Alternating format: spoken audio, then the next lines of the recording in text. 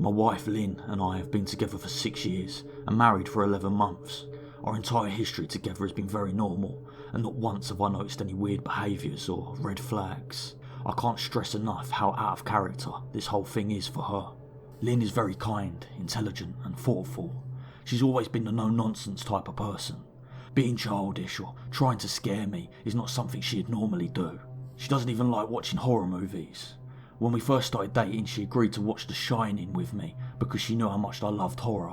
She was so scared that she didn't even make it through half of the movie before we had to turn it off. She isn't into anything creepy and has never been into pranks. It's just not her cup of tea. And that's fine. But that's what's so strange about all of this. It's just so unlike her. I should also add that she'd never had any mental health issues, and as far as I'm aware, it doesn't run in her family. I know some people are able to hide their mental health problems, but in the 6 years we've been together, I think I would have seen some sort of sign. 2 months ago, I was in the kitchen making myself some coffee before work. I was running a bit late that morning, and I knew I wouldn't be able to make it to Dunkin' Donuts for my usual morning fix. I took a sip of my coffee as I hurried down the hall towards the front door, when I happened to notice Lynn peeking at me from around the corner ahead of me. I could only see her eyes, and a strand of her long, dark hair hanging up against the wall. The rest of her body was concealed behind the corner. I nearly spilt my coffee when I saw her, but I did also burn the shit out of my lips. "Geez, Lynn," I said, whipping a few drops of coffee from my pants. "You scared the shit out of me." She immediately popped out of view like a little kid that had been caught. I heard her scurry off towards the living room, and by the time I got to the front door, she was out of sight. It was really weird, and just totally out of character for her, like I said, but I also found it kind of funny that she was being more playful and a little less serious. I shouted out that I loved her and called her a weirdo as I shut the door behind me, hearing her laughing. Her behaviour was a little bit odd, yes, but it certainly wasn't something I'd call a priest out for. I forgot about it by lunch, and by the time I got home, she was her normal self. I didn't bring it up, and neither did she, and life went on. The next incident happened 3 days later. It was around 2 AM and I'd woken up to get a drink. I was standing at the kitchen island, jug of OJ in my hand, when I felt a strong feeling that I was being watched. For whatever reason, I looked down at the floor and saw my wife's smiling face staring back. She was peeking at me from the other side of the island, staring up at me with wide, unblinking eyes and grinning. I screamed, I'll admit it, not out of irritation, but fear. For some reason at that moment, I was scared. At the sound of my scream, Lynn scuttled backwards out of my view, her hands and feet smacking the tile floor as she hurried out of the kitchen on all fours. I didn't run after her, or even yell after her. I just stood, frozen in shock, wondering what the fuck had possessed her to do that. It took me a little longer than I'd like to admit to go back upstairs, but eventually I did. When I got to our bedroom, Lynn was lying on her side, asleep. Or at least pretending to be. I stood there for a while, watching her breathe to be sure she was really asleep. I had a feeling she might jump out at me the moment I got into bed, but she didn't. I climbed into bed and she didn't even move. Her breathing was soft and deep, and I was starting to wonder if I had dreamt the whole thing. The next morning I waited for her to come down for a coffee, and after handing her a mug and kissing her on the cheek, I decided to ask about it. "What was that about last night?" I asked, keeping my tone light so I didn't offend or embarrass her. She frowned over her cup of coffee, shaking her head like she had no clue what I was referring to. "You were peeking at me again, from over there," I said, pointing to the spot on the floor by the kitchen island. She followed my gaze, and when she looked at me, she burst out laughing. She was laughing so hard that I couldn't help but join her. "You creep me the fuck out sometimes, you know that?" I said. She giggled and set her cup on the counter and wrapped her arms around my neck. "You creep me out all the time, so I guess we're even." We said our goodbyes and left for work. As I drove, I kept thinking about how creepy it had been seeing her grinning at me from behind the island like that. The sounds her hand made on the floor as she crawled away.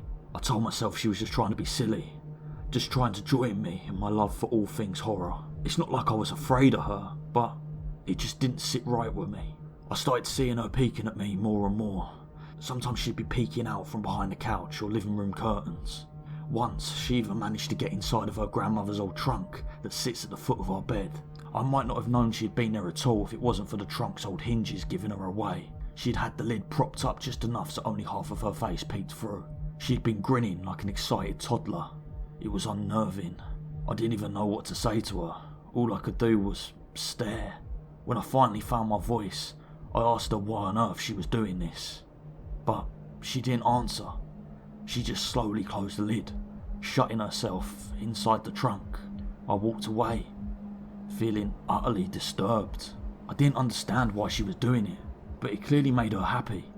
I just hoped she would tire out of the game quickly. Lynn didn't peek at me for the next 2 weeks, and I started to think she was done with her weird little prank, and I was relieved.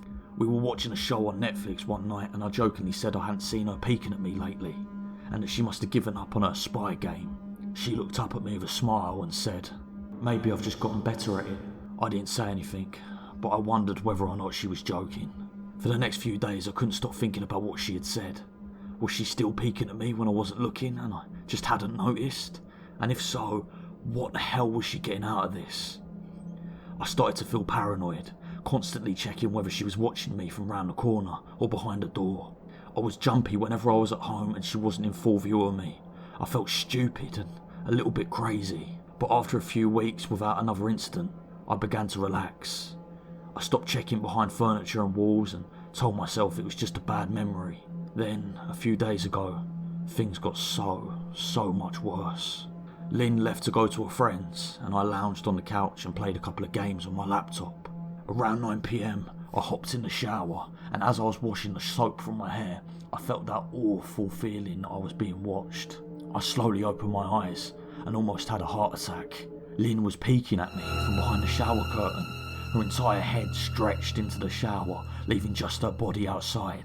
Her long dark hair hung up against the curtain, the ends dripping with water. Her mouth hung open with a terrible grin, her eyes wide and red as if she hadn't blinked in a month. I screamed and jumped back against the wall. She didn't move, nor did her smile waver. Her makeup ran down her cheeks in 2 black streaks. She looked giddy and completely deranged. Honestly, I was fucking terrified. She stood like that for a few moments, neither of us saying a word. Finally, after what felt like forever, she slowly pulled her hair back out of the shower, and I watched her blurry figure through the curtain as she moved backwards towards the bathroom door. A second later, the bathroom door slammed shut, hard enough to rattle the mirror. I screamed again and jumped out of the shower to lock the door. I stayed inside the bathroom for over an hour. Maybe I overreacted to some of you, but joke or not, I wasn't going to put up with this crazy shit anymore. That's what I kept telling myself as I paced around in my bathroom, stopping to listen at the door every few minutes. Suddenly, I heard a muffled sound, and I pressed my ear against the bathroom door, straining to listen. I couldn't hear anything, but I envisioned Lynn standing on the other side of the door, giggling at her own joke. I felt a surge of anger. I was beyond pissed at being made to feel scared in my own house, and made to hide in my bathroom for over an hour. All for what? Some joke? If it was a joke, it was a fucking awful one. "What the fuck, Lynn?" I snapped. "This shit is getting really annoying." I waited for her to apologise or to call me a jerk, but instead I heard a faint moan. So quiet I wondered if I heard it at all.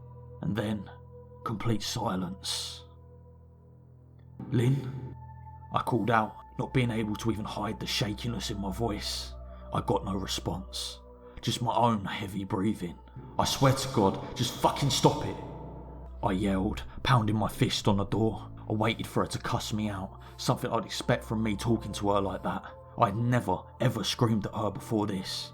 But there was nothing, just the occasional drip from the shower head. I won't deny that I was scared, too afraid to open the damn door and face my own wife. I waited for another half an hour or so, which feels like a fucking lifetime when you're scared. Finally, I decided I wasn't going to spend the night hiding in my bathroom, so I got down on my knees and peered under the door. I almost expected to see her face peeking back at me, but thankfully I didn't. I could see straight down the hallway to the top of the stairs, but no Lynn. I didn't know if I should be happy about that or not. I waited for a few minutes, waiting to see her head pop over the top step, but it never came. I stood up, my hand hovering over the door, mentally preparing myself to open it. I slowly turned the lock with shaky fingers and was about to yank it open when I heard a sound that still makes me feel nauseous when I think about it. A moan. Louder than before, but this time I was able to tell where it was coming from. I turned my head to the closet door as if in slow motion, and locked eyes with my wife, who was peeking at me from the slight gap. Her eyes were still wide as ever, and her mouth was hanging open in the most grotesque, gaping smile I had ever seen. I didn't even scream. I was too scared for that. Her hands were clasped to her chest, body trembling with sheer delight, as if she could barely contain her own excitement. A short, raspy moan bubbled up from her throat, deep and raw, sending a shiver through my entire body. Somehow, I found the ability to pull the bathroom door open and ran as fast as I could all the way down the steps, snagging my keys and phone from the table in the living room before running outside to my car. I could hear her shrill laughter behind me, but I didn't hear her getting closer. I didn't even bother shutting the front door. I drove away from the house faster than I legally should have, shivering the entire time, either from fear or the cold, maybe a little bit of both. I hadn't grabbed a coat or even a pair of shoes. I was still in my boxers and my hair was still damp. I drove straight to my brother Chris's house, about 40 minutes away, ignoring any and every call and text I got. I didn't even check my phone until I was safely parked in my brother's driveway. Lynn had called me 4 times and sent a flurry of texts, all wondering where I had gone and why I left like that. I threw my phone at the dash in a rage, furious at her nonchalant attitude. My brother and his wife were surprised to see me, especially dressed in just a pair of boxers, but told me to stay as long as I needed. Chris lent me some clothes and asked me what happened. I told him about Lynn and about the fight, but didn't get into full details. I didn't want him to think I was overreacting, leaving my wife over a prank, even if it was a strange one. I mean, hadn't I encouraged her for years to lighten up instead of being so serious all the time? I had wanted her to relax and loosen up, but this was definitely not what I had in mind. I tried to sleep on their sofa, but my brain wouldn't let me sleep. Every time I closed my eyes, I saw Lynn's face staring at me from inside the closet. Knowing she had been in there with me the entire time made my skin crawl. She had never left the fucking bathroom at all. Instead, she slipped inside the closet and slammed the bathroom door shut to fool me. The mere thought of going back home gave me anxiety. I tossed and turned, unable to sleep. Chris ended up giving me a sleeping pill, so I was able to get a little bit of rest. However, my sleep was filled with terrible dreams, all of Lynn's smiling face. I woke up as the sun just started to rise. My sore body ached from the sofa and I felt drained. I knew I'd have to call Lynn at some point, but I didn't know what to say to her. I wouldn't be going home unless she gave me her word she'd never do any more creepy shit again. I just wanted my wife back. Her normal, serious self never looked so good to me. I was contemplating giving her a call and telling her that, when that familiar feeling came over me again, I was being watched. I was staring at the ceiling, my heart in my throat. I didn't want to look away, but the longer I ignored the feeling, the worse it got. My eyes drifted away from the ceiling almost on their own. Her face was pressed up against the window beside the couch, staring down at me with the same gaping smile. Drool dribbled down her lips, leaving 2 long streaks down the glass. I didn't know how long she had been there, but something told me she had been there quite a while, possibly all night. I didn't bother screaming, though I was afraid anger triumphed any fear I felt at that moment. I jumped up from the couch and pounded my palm against the glass. "Lynn, are you crazy? What the hell is wrong with you? Just go home!" I shouted. She didn't move, and her ghastly expression never changed. If anything, her smile only grew, as if she had never been more elated. I could hear Chris and his wife moving around upstairs, as if Lynn could hear them from her place outside. Her head twitched slightly in their direction, and she began to close her mouth slowly. Chris called my name from upstairs, obviously concerned. I turned to see him and his wife Rebecca hurrying down the steps. When I turned back to the window, Lynn was gone. The only sign she had been there at all was the 2 streaks of drool still dripping down the glass. I tried explaining to Chris and Rebecca about waking up to see Lynn watching me through their window, but they were sceptical. Who wouldn't be? Chris and I went outside to the spot in front of the window where she had been, but there were no footprints in the dirt, just a slight indent. I called out of work that day and turned my cell phone off. I didn't want to face Lynn. Just talking to her was too much for me at that point. I really started to believe something was irreversibly wrong with her. that no matter what promises she made, she'd never be the same again. The thought saddened me to my core. I cried most of the morning. By noon, I figured I was ready to confront her, give her one last chance to explain herself. I could at least give her that after 6 years, I told myself. I turned my phone on and saw dozens of texts she had sent, all from a seemingly concerned wife. Can we talk? I love you. Please call me. I'm really worried. Can you answer? Just come home. And more of the same, all texts telling me she loved me and she wanted me home, how worried she was. Not a damn one addressing the crazy shit she pulled, like she hadn't been acting like a character from a Stephen King book. Even her texts were different. She normally texted novels just to tell me to pick up a loaf of bread. You'd think she'd have more to say to me after the bizarre shenanigans she's been pulling. I know it probably seems childish to some of you who are miles away from the situation, but if you saw the way Lynn had looked at me, how she scampered away on all fours like some wild animal, grinning at me from inside the closet like a lunatic, then I think you'd find my reaction was warranted. I ended up staying at Chris's and Rebecca's for another night. I didn't wake up yesterday until afternoon, and thankfully I didn't see Lynn's face watching me through the window. I don't want to pry because it isn't my place, but is this fight something that could be mended? Rebecca asked. She made us both a sandwich for lunch, and I knew she wanted to breach the subject without seeming to be nosy. I don't know, she seems like a different person, I said, choosing my words carefully. I still wasn't ready for her or Chris to know the full extent of the batshit craziness I'd been dealing with. People change, Ben, but she's still the same woman you married. Maybe you both just need to talk through your issues. Whatever's going on, I'm sure it can be fixed, she said, ever the peacemaker. I think it's beyond that now. I don't think talking would help. I just don't trust her, I said. The words stung in my heart. I missed her and I loved my wife. But how could I live with someone like that? Living in constant fear doesn't sound too appealing. Lynn loves you. She has to be absolutely crushed, she said. I don't know about all of that, I said. Well, she certainly seems like it to me. I've never seen her so upset. Very much unlike the Lynn I know, Rebecca said, shaking her head sadly. It took a full minute for her words to really sink in, and when they did, I felt a dread worming its way through my skin. Wait, what do you mean? You saw her? You saw Lynn? I asked, my mouth suddenly dry. Rebecca nodded casually, as if that fact wasn't nightmare fuel. She stopped by this morning just after Chris left for work, she said, cleaning the plates from the table. I didn't see her car though. Maybe she took an Uber or something. Beck, what did she say? Did she come inside? I asked, sweat starting to break out from my forehead. I began looking around, examining corners as though a predator lurked behind them. No, she just asked if you were awake yet, and I said you weren't. I asked if she wanted me to wake you up, but she said no. She just said to let you sleep, she said as she was washing the dishes. That's it, that's all? She didn't say anything else? I asked. No, she looked awful though, like she hadn't slept in days. I think you should call her. I got up from the table and thanked Rebecca for lunch. I felt a little bit better at the knowledge that at least she hadn't come inside. Still, I needed to double check that the doors were locked.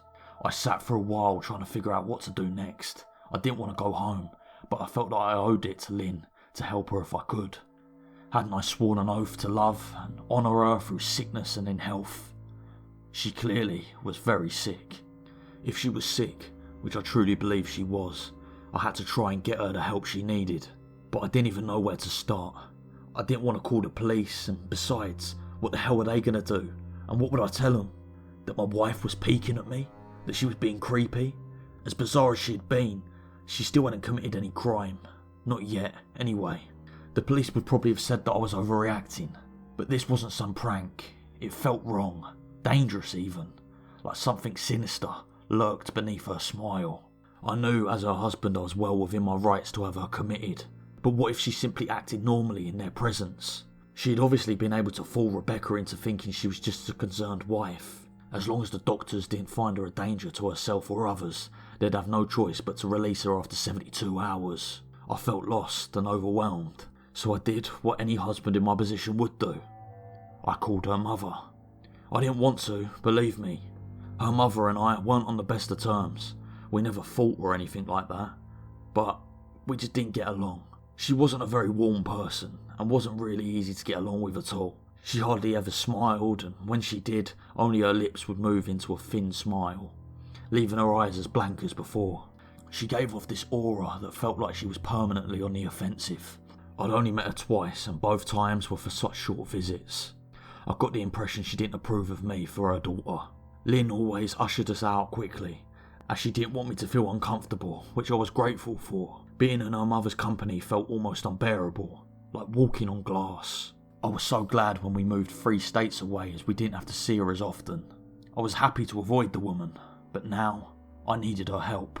I really didn't want to have to talk to her at all, but I had to talk to someone, and someone who knew Lynn better than I did. So I grit my teeth and did what I had to.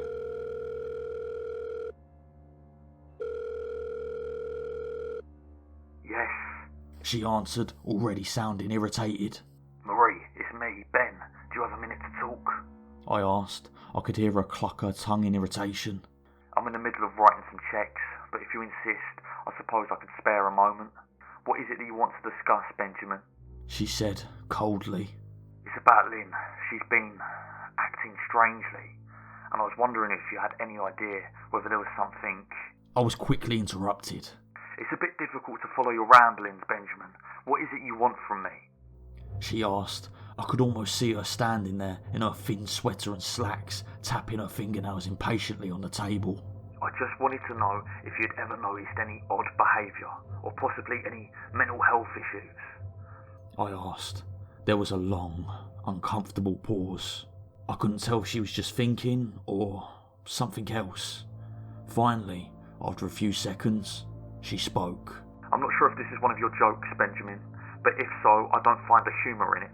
Now, I do have business to attend to, as I've said, so if you don't mind... She said, but I cut her off before she could get rid of me. Marie, it's not a joke. I'm sincerely concerned about Lynn's mental health. Her behaviour has been very erratic lately. I'm very worried about her, and I figured as you're her mother, you would know her best. I said, my frustration evident in my voice. If you're truly concerned, then I suggest you get health professionals involved. I don't know what you expect of me. She snapped. I could tell she was seconds away from hanging up, and for some reason I was desperate not to let her. I had the feeling that she knew a lot more than she was letting on. Please, if not for me, do it for Lynn. I tried. I heard a faint, shaky intake of breath, as if she was trying to hold her steely persona together, but failing. Marie, what? I started. Benjamin, I don't know what to tell you. My only advice would be to seek professional help. Do not call here again. Goodbye. I tried to call out to her, but she'd hung up. I tried to wrap my head around the call and her refusal to help me. Even if she didn't like me, why wouldn't she try to help her own daughter? I couldn't understand that. I tried to replay the conversation, desperate to find something I missed. After a while, I almost gave up, until I remembered her last words to me. Seek professional help. She had said those words with a bit of urgency. I could have just been grasping at straws, but no. I was sure her voice had changed ever so slightly when she had said that, as if they were very important. What had she meant? I assumed she was referring to medical professionals, but maybe she was just referring to someone else, someone that she didn't, for some reason, feel comfortable saying directly. Or maybe I was just desperate. I waited for Chris to get home, and after a very long and exhausting conversation with him and Rebecca, I convinced them that Lynn truly needed psychiatric help. I didn't tell them everything. I wasn't prepared to get into that yet, but I told them about our last encounter, how she'd hidden in the bathroom, peeking at me from the closet. They were obviously shocked, but thankfully they believed me. They too just wanted to help her. Still, they didn't think it was all that serious. Weird, maybe, but not dangerous. They just kept saying that Lynn had to be playing some kind of weird joke. Chris didn't think we should involve the police just yet. He offered instead to go with me, and I readily accepted. He reasoned that calmly talking to her, trying to coax her into going willingly, was the best recourse, and I agreed to do it his way. At least I wouldn't be going into this house alone. We drove over this morning, just after breakfast. There was no way I was going at night. When we pulled into the drive-thru, my stomach began doing somersaults. Her car wasn't there, but I still didn't let my guard down. The front door was ajar, and for a split second I thought we'd see her eyes staring through the gap. I was shaking and starting to sweat. Chris, however, was completely fine. He waited for me to open the door, his hand in his pockets like he was going on a fucking stroll through the park. I envied his ignorance. I pushed the door open and was immediately hit with the stench of rot. Chris smelled it too, and he walked in the house behind me with his nose scrunched up. "What you guys use to clean the floors around here? Shit?" Chris mumbled. "Shut up," I said, my eyes darting around for any signs of Lynn. The house was deadly quiet and dark despite being 10 in the morning. All of the curtains were closed up tight, refusing to allow in any sunlight. If I hadn't left in just 2 days prior, I'd have thought the house to be abandoned. We moved through each room, carefully, checking any place that she might hide, occasionally calling her name. "Why the fuck are you looking under the couch?" Chris asked eventually. "Aren't we looking for your wife?" He was looking at me like I was a moron. "Let's just go upstairs," I whispered. He shook his head but followed me up to the stairs to check the bathroom and the spare bedroom. On the way up, my shoes crunched over pieces of glass that looked to be littered over a few steps. I noticed that one of Lynn and my wedding portraits that hung on the wall alongside the staircase had been smashed. The frame hung crookedly, all the glass removed. I stared at the picture, a lump forming in my throat. We had taken the photo just after leaving the church, after saying our vows. She looked so beautiful in her white gown. I looked at Lynn's beautiful face. I never dreamed her face would ever be the source of terror for me. We climbed the rest of the steps and checked the spare bedroom, but it looked completely untouched. I was hesitant to go into the bathroom, my fear of that night coming back to me all at once. Chris noticed and offered to go in by himself, but I couldn't let him do that, so we just walked in together, checking the closet and the shower. The bathroom looked as if it hadn't been touched since the night I left. "I don't think she's in here, Ben. Why don't you just pack up some clothes and we'll try coming back tomorrow or something?" I nodded and went into our bedroom and shoved some clothes into a duffel bag. When I checked inside our closet, I came across the source of the smell and gagged. Chris took one look and lost all of the colour in his face. He had to go stand by the stairs to get away from the sight and smell. I gazed down in shock at what lay inside my bedroom closet. Soaking into the rug were at least a dozen eyeballs, all carefully laid out in pairs. Some were as large as a quarter, while others were as tiny as a marble. I stared down at the eyes she had collected from small animals and wondered how she had gotten them, and shuddered at the thought. Man, I thought I had it bad with Becca's shoe addiction, but fuck me, your wife's in here collecting eyeballs, Chris said, gagging. "Ben, I really think we should go," he called from the hall. I grabbed my duffel bag and shut the closet door on my new nightmare. I stepped out onto the hall and took a deep breath of air. I could taste the rot on my tongue and couldn't help but gag. Who the fuck lines up eyeballs in their closet like that? Chris mumbled. "I tried to tell you she needed help," I said. "She doesn't need help, Ben. She needs a fucking exorcist. You coming or what? I can't stand this smell any longer." His words died in his throat and his eyes grew wide with fear. I asked him why, but I could feel it. Someone was watching me, and I didn't think it was the eyes in the closet. I turned around, my eyes slowly scanning the bedroom. "Christ," I whispered as I finally saw what we'd missed. Under the bed, curled on her side, watching us with the excitement of a kid on Christmas morning, was my wife. She held her hands together just under her chin, and they were shaking eagerly. Now that she knew she had been found, I could hear the quiet noises she was making, a sort of hiccuping sound in her throat, as if the excitement was just too much for her. It was unnerving to say the least. Wide eyes and that same huge smile. Everything in me told me to run, but I forced it away. This was my wife. No matter how twisted, she was still the woman I married, still the woman I loved, and I had to help her. "Lynn," I said softly. She didn't respond, but her head bobbled back and forth in two quick little movements as if she was nodding. "Baby, I just want to help, okay? Can you let me do that?" I asked. I had taken a single step forward, approaching her like some kind of dangerous animal. "I love you, Lynn. I really love you," I said softly, taking another step closer. She let a tiny moan escape her wide open mouth, and I had to resist the urge to run. Her shoulders were starting to quiver, and her eyes grew large as saucers. I crouched down so I could see her better and immediately saw the blood. Her hands were covered in it. They trembled the closer I got, as if she was barely able to contain herself. "Lynn, are you hurt? You're bleeding," I said.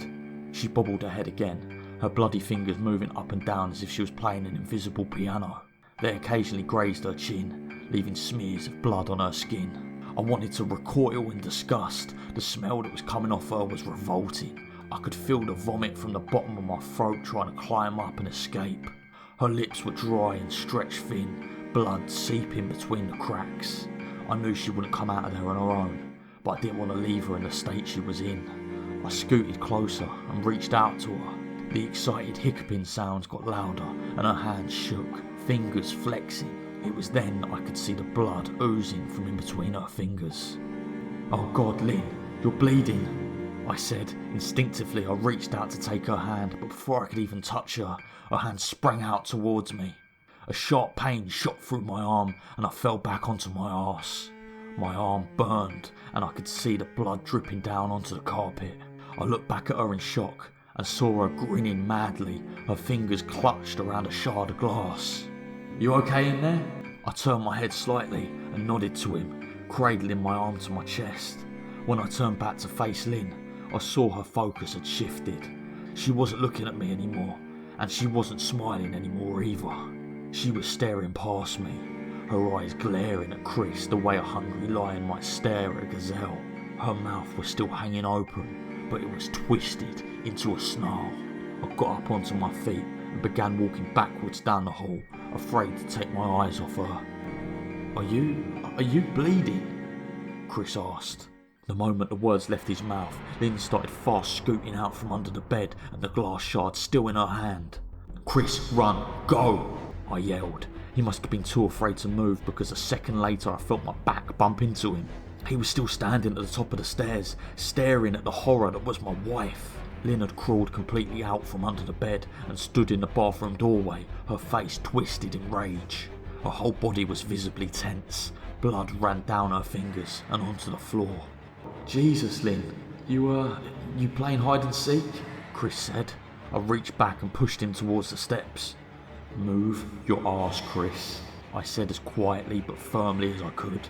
Lynn bobbed her head in fast, sharp movements and began to grin, stretching her mouth open wider and wider so her chin seemed to touch her chest. I heard Chris mutter a prayer and then he began running down the stairs. I stood at the top of the steps, stuck between the love of a woman who clearly needed serious help and self-preservation. "I only wanted to help," I said, choking, holding back tears. Her eyes focused on me once again as she slowly lifted the glass, holding it out in front of her. And then she started sprinting towards me, grinning with utter excitement. Thankfully my body took over and I flew down the stairs, skipping 2 or 3 at a time. I made it to the front door before I felt her leap onto my back, wrapping her arms around my neck, her open mouth next to my ear so I could hear those terrible hiccuping sounds up close. I shook her off me, knocking her back to the floor. I felt a searing pain in my back as she went, but I tore open the front door and bolted to my car. Chris was standing in the front yard, talking on the phone with the police. I didn't say a word, I just ran to my car and jumped in. Chris took the hint and followed me, still on the line with 911. I watched the rearview mirror, sure I'd see her there, running after us, but I never did. I went straight to the ER and got 11 stitches in my arm and 3 on my back. The police asked a lot of questions and went back to the house to do a search, but, of course, Lynn wasn't there.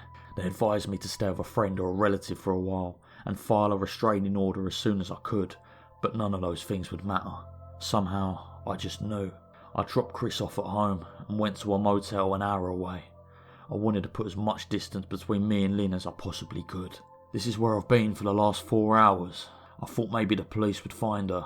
Maybe they'd get her the help that she so desperately needs. But now, I don't think so.